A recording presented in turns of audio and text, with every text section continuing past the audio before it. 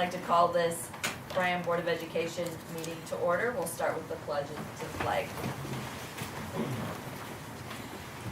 I pledge allegiance to the flag of the United States of America and to the republic for which it stands, one nation under God, indivisible, with liberty and justice for all.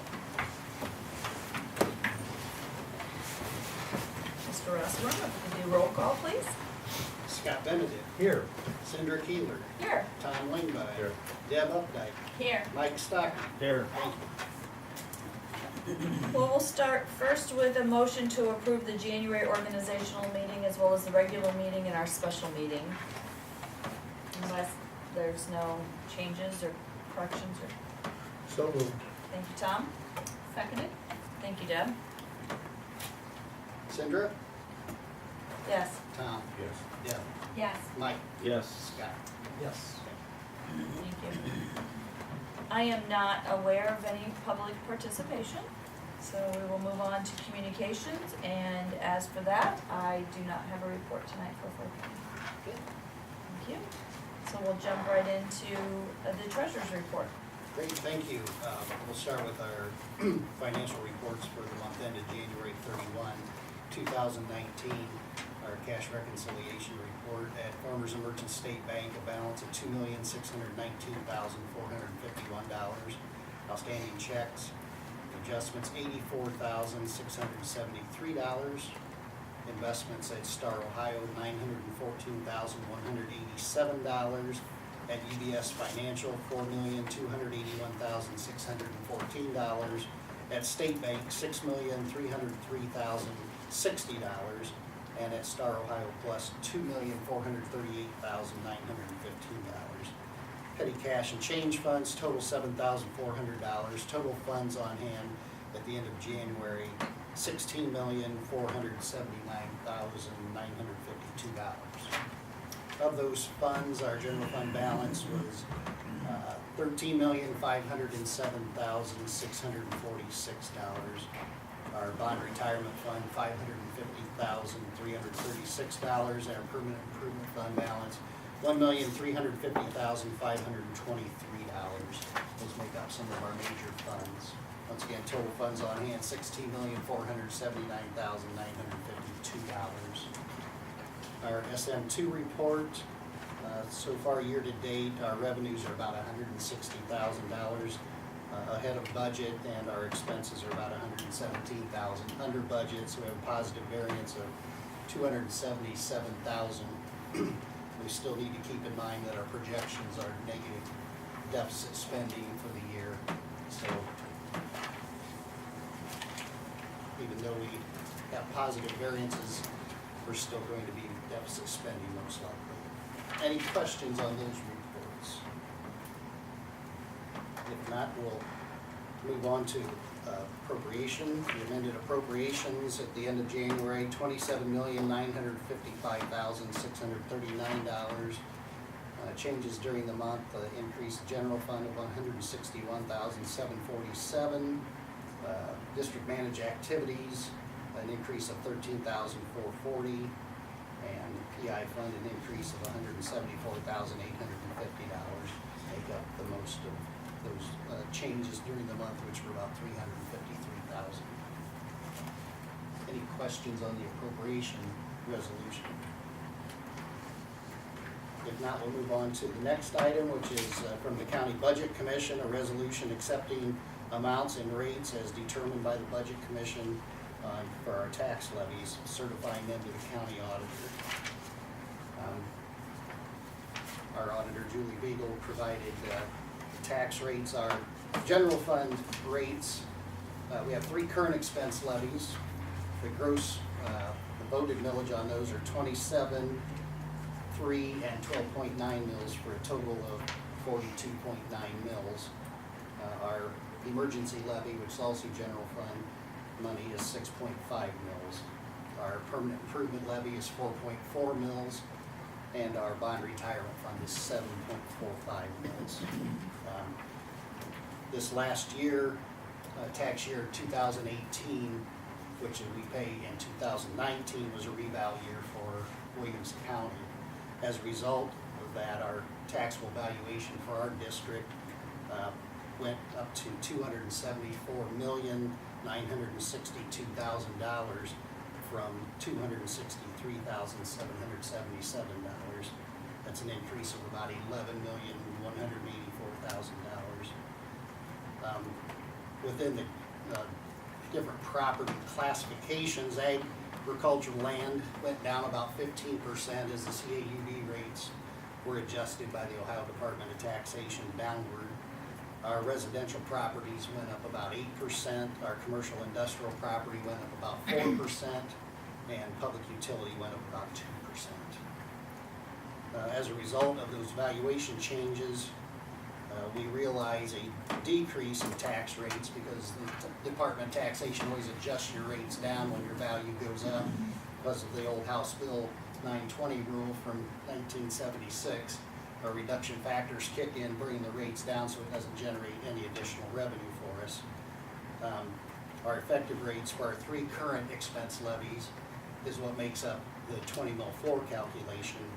And as a result of our values going up, our tax rate on those 3 levies dropped to 19.6225 mils. So the 20 mil floor comes into effect for us because 20 mils is the lowest amount that they can assess. So our value, or our rate, was brought back up to the 20 mil floor. This is the first time that we've dipped below the 20 mil floor in quite some time.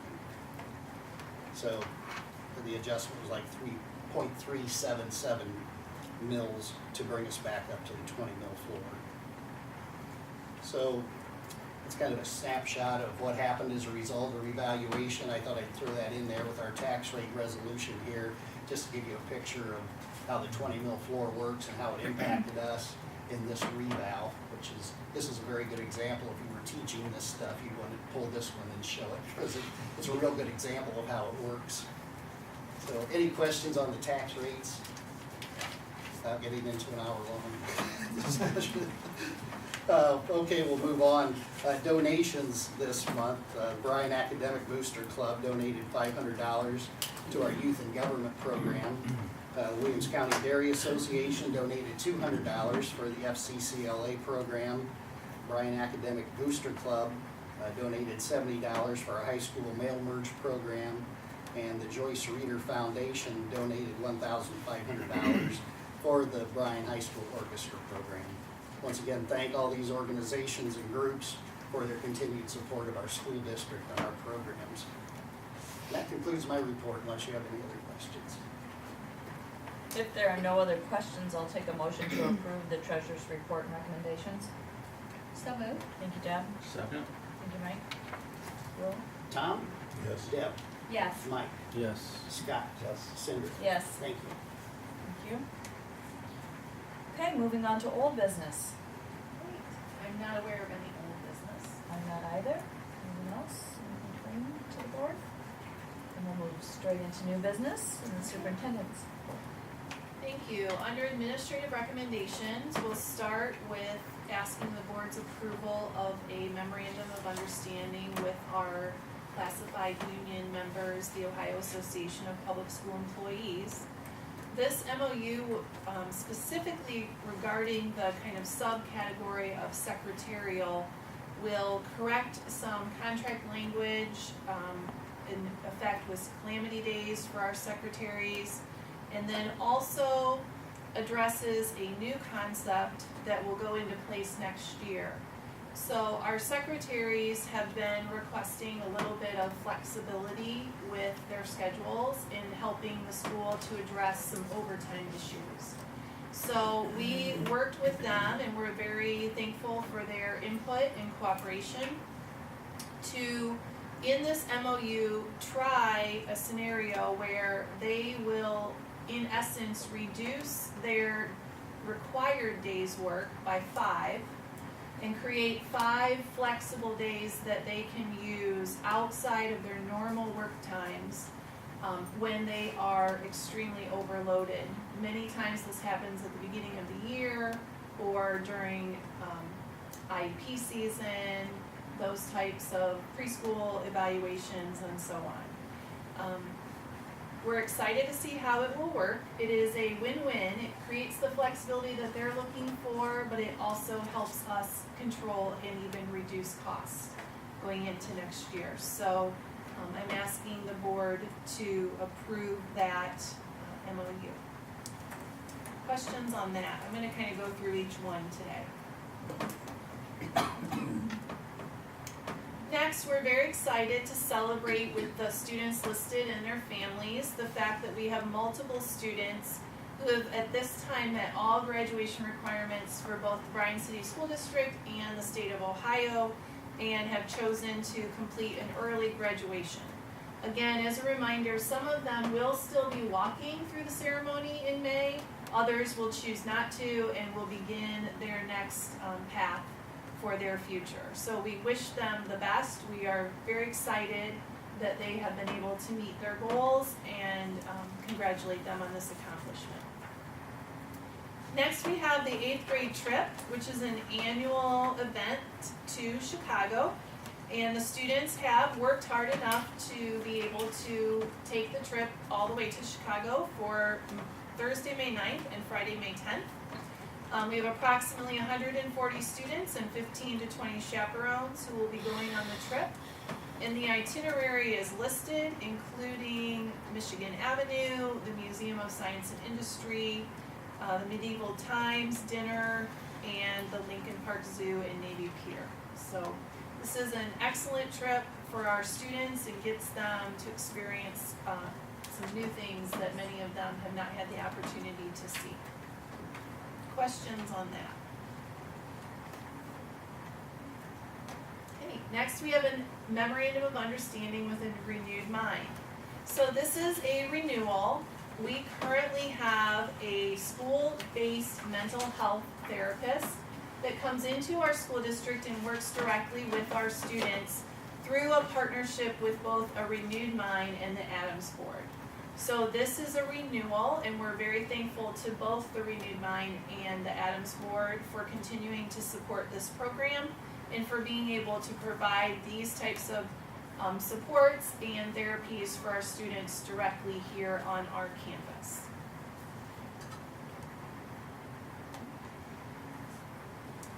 Next, we have the approval of the 2019-2020 school calendar. Last month, we shared that with the community through social media and our school website. We've been working on it with a school calendar committee, so we've gotten input from all facets of our staff. It's very similar, almost what we would say a copycat from this year's school calendar, in that we have the first Students' Day would be August 14th, and the last student day of the year would be May 22nd. Now that's barring any weather or calamity day makeups, which may happen. There is a fall break, a winter break, and a spring break. We have Fair Day off and Labor Day off, as well as President's Day.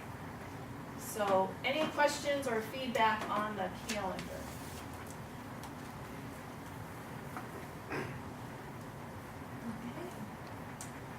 And then finally, under administrative recommendations, which came in late, and my apologies for that, but you have in front of you in a paper copy a summary of the agreement with University of Toledo and a school psychologist intern. So what you have in front of you is a summary of the agreement. This will be a student intern that works with us in the school psychology department beginning on August 26th all the way through June 26th. The cost to us for having this full-time person is $12,600. It's a one-time fee, and it's a partnership with the University of Toledo. So our student intern will be able to assist with student testing. He will be able to meet with parents and gather and write reports on background information. He will be able to do student observations, score rating scales, and assist with ETR and IEP meetings. So we are very excited to start this partnership. This is going to be the equivalent of having another person in that department at a very reduced cost to us, so we're thankful for that. So, any other questions? I see this is 20 hours per week for this person, so they will, is that correct? They will not be, you might be there. Yes, that is correct. Okay, so they will not be here all day, every school day, but Yes, that is correct. My apologies. I was, something earlier I saw 40, but at least 20, I think. I think it could be more, the way that we've talked with them. okay. I think it could be more, but it will be at least 20. And the amount that we pay for that is a one-time payment that goes to the university of Toledo? Correct. Not to the university. No. We essentially pay his tuition, or in exchange for the work that he's going to do for us. Do we know it's We do know it's a he. a gentleman? Yes, I have met him. He's gonna be a good asset Good to fit. us. Good.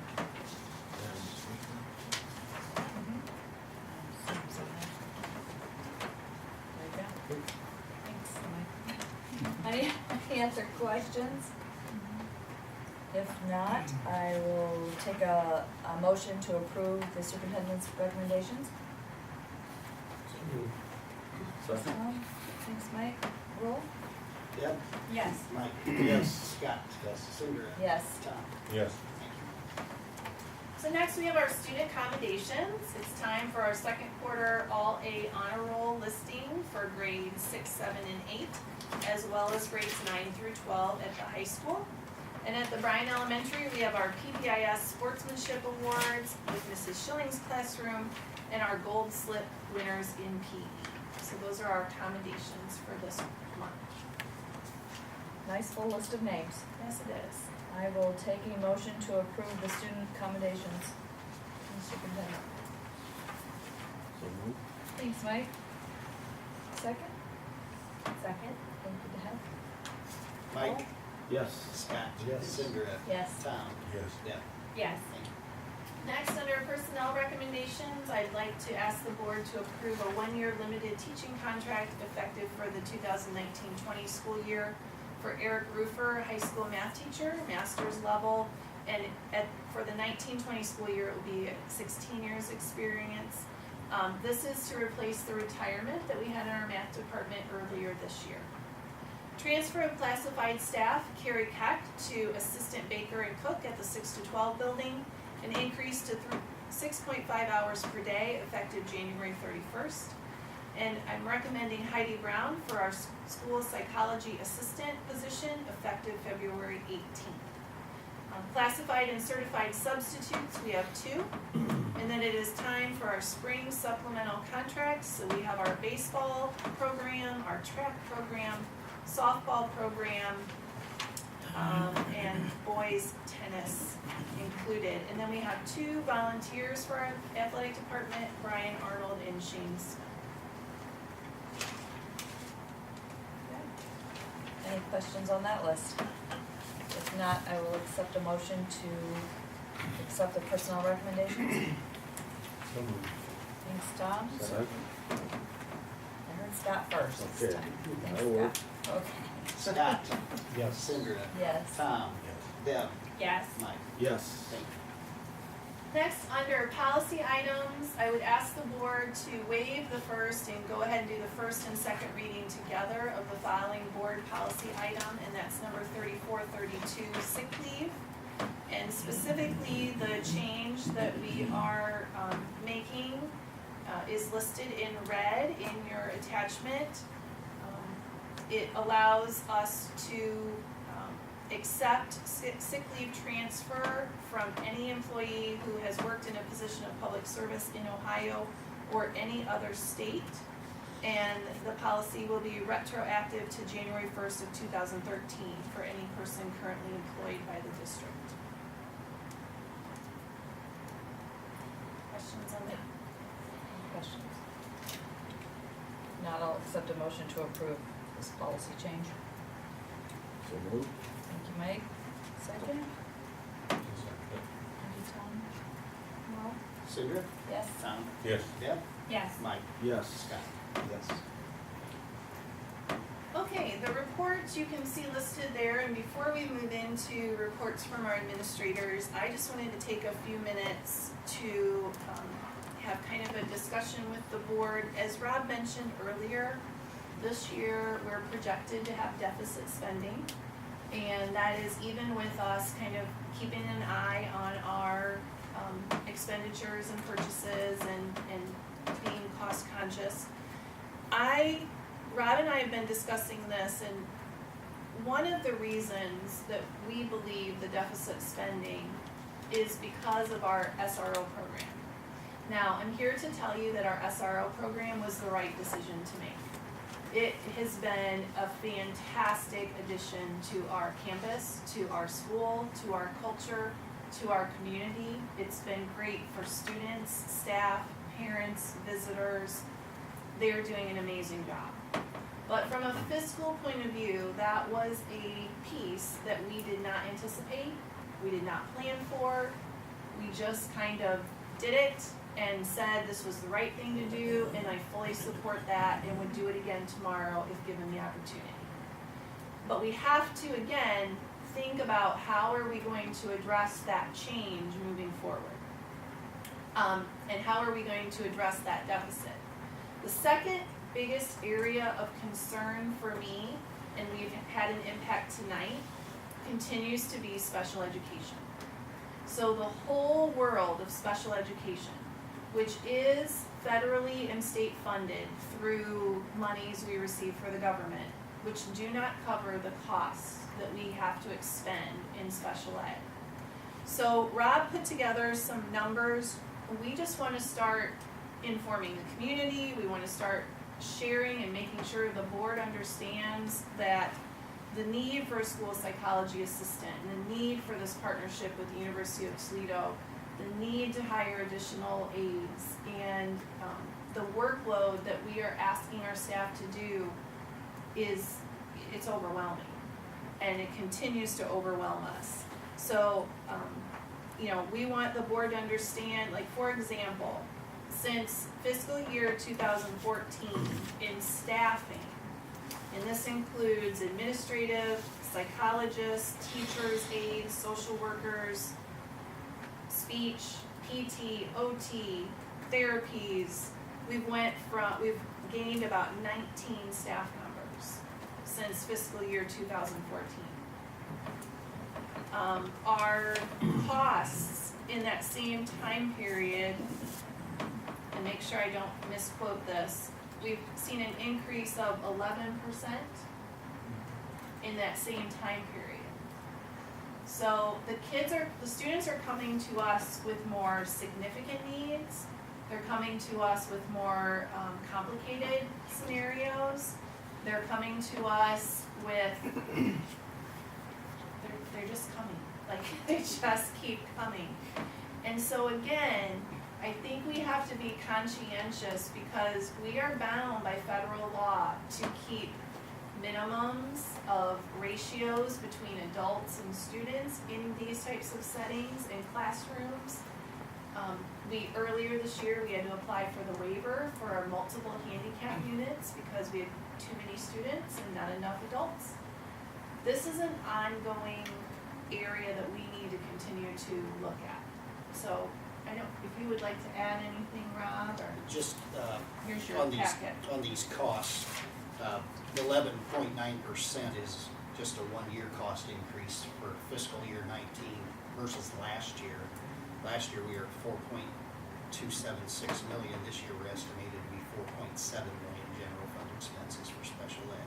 If we go back to fiscal year 13, our special education costs were $3,271,000. So as you compare that to $4,702,000, it's quite an increase over a 6-year time frame.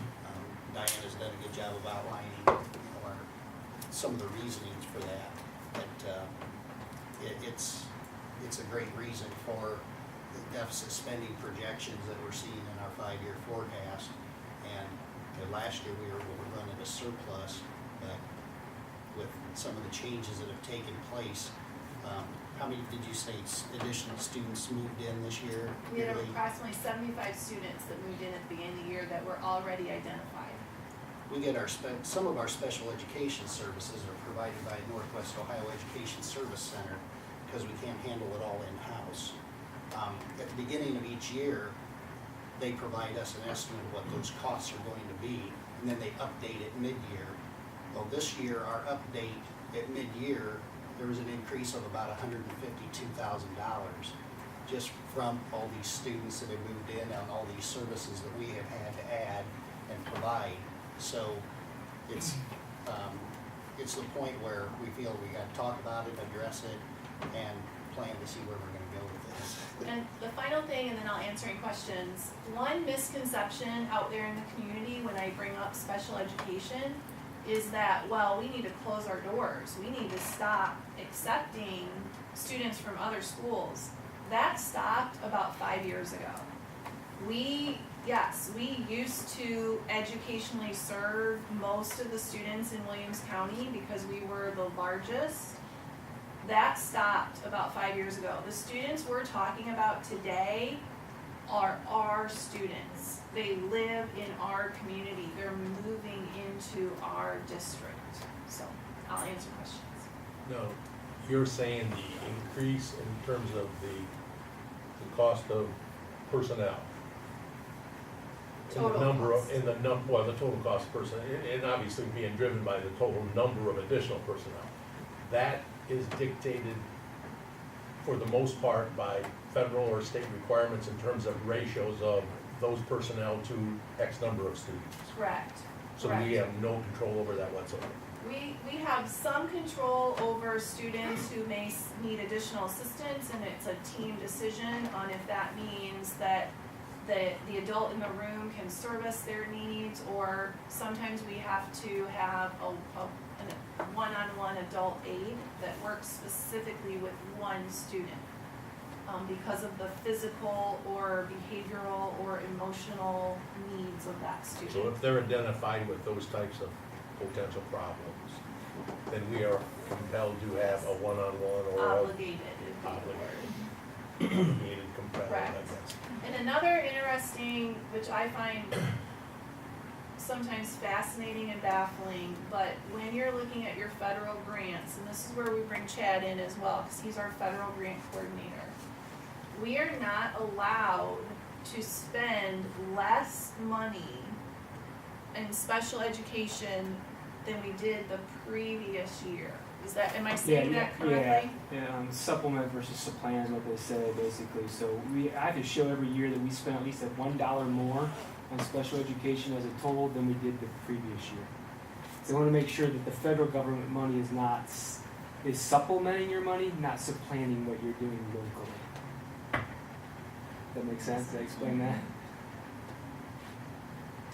So we have to prove that we're using it to provide additional services above and beyond the services that our school district would provide without any federal assistance. Correct? Correct. Does that increase reflect added supplies or specialized materials that some of these students may need?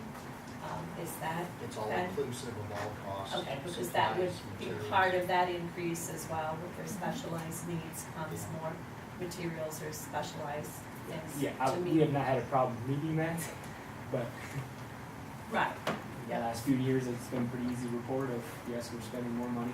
right, that's, Yeah. yes, that it Because wasn't, it it's not just continues, we're not just talking We're about not just talking about personnel costs, personnel, but equipment, it's supplies. equipment, supplies, it's big, yeah. Thank you. We've updated some of our occupational therapy equipment when we moved into the new elementary building. We just added our physical therapy department this year, so we've been adding things there.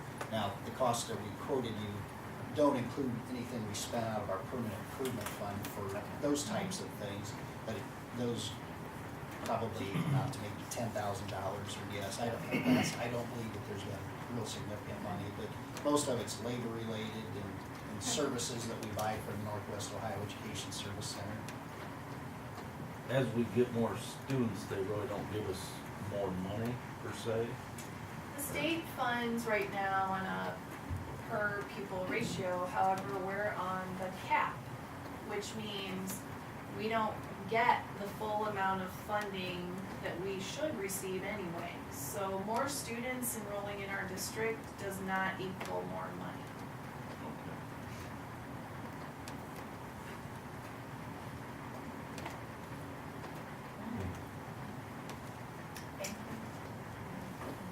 Okay, look at the budget. So it's at least a start, and maybe a discussion that we can continue in old business as we move forward, but something that we need to continually keep a watch on. Now we'll move to Mr. Bassett. You get to continue. Let's continue. Our federal funds, just a minute, of raising federal funds, that does change yearly. But there's no, like, we can't project that. The allocations just come in the spring and here's we are. It went up a little bit this year, but not significantly for that. Well, Mother Nature threw a wrench at us for Friday. Was supposed to be our Spangler. Candy was going to help us out with our in-service, their E+ articles though, so we are on Plan B. We'll meet as a committee and decide, but what we're looking at is we really don't want the momentum that we kicked off in the fall. We don't want to lose that. So we really don't want to wait till next school year to do anything with it. So we're looking at some other means of how do we get our message out to our staff members without physically having them there. We're looking at maybe some video productions where we can have them watch it, and then maybe we can come into a staff meeting or something and discuss it. So we want that follow-up discussion. We just don't have that 4-hour time frame where we can present to them. So we're looking at some alternate means there to keep that going. Next week's our ACT test for the juniors, February 20th. Materials are here. Mr. Neese is sorting through and getting the kids prepared to take that. We're also beginning the OELPA in 8A. As we move to March, we'll take a look at our STAR data from K to 5. Again, that's our reading and math data. We look at it 3 times a year. That we have a script that we follow, so we're making sure we're looking at every single kid and where they're at. Whether in the fall they tested really high, we still want to see if they're making growth. And if they tested really low in the fall, are they making growth? Where are they at now? With our February data, when we look at it in March, and then we look at it again at the end of the year, just to see if we can find some groups of kids, and we look at it within a team to see if we can group some kids together, maybe that need some interventions for that. So that'll take place at the March for the meetings. Thank you, Karen. Well, we had our first literacy night on Thursday, and it was a huge, huge success. Super excited with the amount of teacher volunteers we had. We had over 30 teacher volunteers, 10 as part of the main committee, the PBIS committee, and then another 20 teacher volunteers. It takes a village to run something like this, and being our first time, we have some things that we will tweak, but it was at no cost to parents. It was a nice time for families to come and enjoy different activities. We are reading The Mouse and the Motorcycle for our Bryan Elementary 1 School 1 book. We are on chapters 7 through 10 this week, so we're in the middle of it. Huge success, so we're super excited to do it again next year. Teachers loved it. We had a lot of positive feedback from parents. One of the things that we are doing on our PBIS committee is trying to get more parent and family involvement, so we're going to continue to have that. Along with the BE 1 School 1 book, the Bryan Theater will be showing the movie The Mouse and the Motorcycle free of charge to families from 4:30. There's 2 showings, 4:30 and 6:30 on February 28th. So that's free to our Bryan Elementary families. We also wanted to thank the Bryan Area Foundation. Different members came in from the Bryan Area Foundation last Friday to read to our students and talk about giving, what it means to give, and how the Bryan Area Foundation has given back to our community. So that was last Friday, so we appreciated them. They were able to read to all of our grade levels, so that was sort of neat. Every grade level was being read to. They read either Rainbow Fish or The Giving Tree, and then talked about giving back. March 11th through the 15th is our Right to Read week. Our kickoff assembly is March 8th, and our theme for this year is Reading the Greatest Show on Earth. So all week we'll have different activities to go with that theme. The big news is, though, Grandparents' Day is Wednesday, March 13th. So, yes. And we will have different grade levels, we'll have different times, and we're going to try to do very similar to what we did last year. So each grade level will have a specific time. Our Bryan Elementary Art Show that's at the Williams County Public Library, our opening day is March 12th. This is an exciting time because out of the 930 students that we have at Bryan Elementary, every student will have a piece of art on display at the library. So that's a time, the opening day, our art teachers are there, greeting families, greeting parents. Kids are excited to go around and show their parents, their grandparents, their work of art that's being displayed at the library. What did you say? The opening day is March 12th, it's a Tuesday, and all of the artwork will be on display through March 29th. Thank you. Thank you. Mark? Alright. This is a busy month for the arts. Our music programs have been real busy. The last few weeks we had a solo and ensemble that we hosted in our building a few weeks back. And then the all county band and choir concerts were yesterday, and we had an orchestra concert yesterday. And then that continues. We're supposed to have a middle school band concert tomorrow night, pending the weather and the ice. We'll see what that brings. And then coming up is our honors band and orchestra. So our students who were selected to that are going to perform at the Stranahan Theater here at the end of February. That's at February 23rd. February 17th coming up here. So then they have their state contest. They'll be like a few state contests where they get rated, hopefully in Superior, which they've held the last few years. That's coming up on February 23rd. So a lot of action for our music programs. As Mr. Bassett noted, we have all of our juniors taking the state mandated ACT next week, so we're busy preparing for that. And then all of our freshmen are going to undergo their annual CPR training. They don't get certified, but the freshmen do go through a training session in partnership with our local fire department. They come in and they teach them all of the aspects of CPR. That's a new state mandate that came out last year, so we're giving it to freshmen as they enter grades 9 through 12, which is a great way to educate them on those life-saving techniques. Just an update for you, we had our scheduling processes go through the month of January, and here we are in the month of February, and finalizing our numbers and what we look like for next year.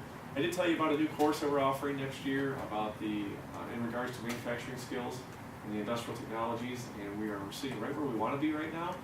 We were hoping to get anywhere between 8 and 16 students, and we have 11 and potentially 12 in the way. So we're right where we want to be with that, so we're excited to see what that will bring, and as we talk about that more, it just seems to continue to generate some more business and community input, so we're really excited for that and the opportunities for those students that will be in that program.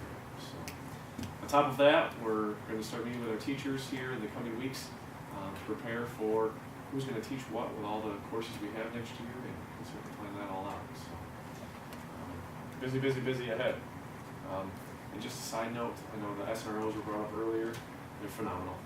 It's fantastic to have them in the buildings. I know Mrs. Cox can attest to it. It's great to have them around. So, we're over the midway point through the year now, but just another kudos for that whole operation and for making that work for us. It's really, really nice. So, thank you. Thank you. There. Thank you. Okay, just a quick review of board meeting dates. When we say it, our regular board meeting for next month will be March 18th, standard date here at the Fieldhouse. And I see we do not have the Business Advisory Committee meeting date set yet, or the LPDC meeting set yet. Correct. Keep you informed of those. Is there anything else before my next action here? We do have a need to go into executive session for A, the employment dismissal, discipline, promotion, demotion, compensation of an employee, and also C, conference with the board's attorney to discuss matters which are subject pending.